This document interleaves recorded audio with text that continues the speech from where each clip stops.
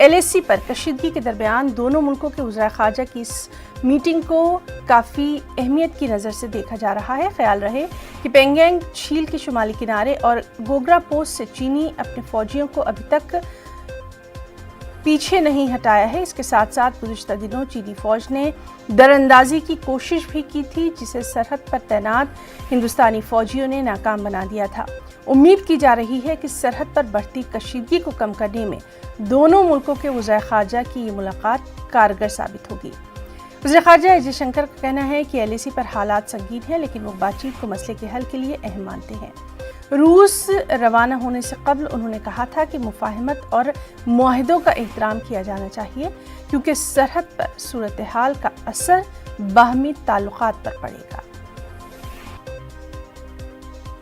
और चलिए दिल्ली का रुख करेंगे। हमारे साथ मौजूद हैं इस वक्त हमारे साथी शैलेंद्र वांगू। शैलेंद्र, जिस तरह से लगातार हम बात कर रहे हैं कि जो माहौल अभी चल रहा है उसको देखते हुए इस मीटिंग पर पूरी दुनिया की नजरें आकर टिक गई हैं, आपसे मजीद अपडेट चाहेंगे। बिल्कुल हिना, आज ये जो बैठक होने वाली है रशिया में, मॉस्को में, इस बैठक के चलते आज भारत और रूस के विदेश मंत्रियों की मुलाकात दिन में लगभग 3 बार होगी।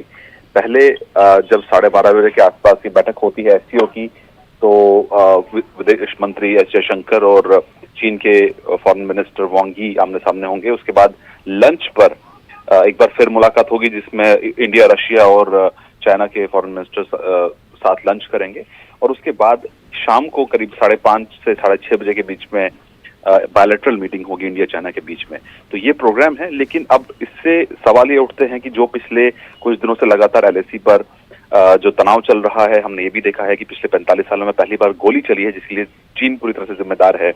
तो इस माहौल के अंदर क्या इस बातचीत से, इन मुलाकातों से कोई हल निकलेगा?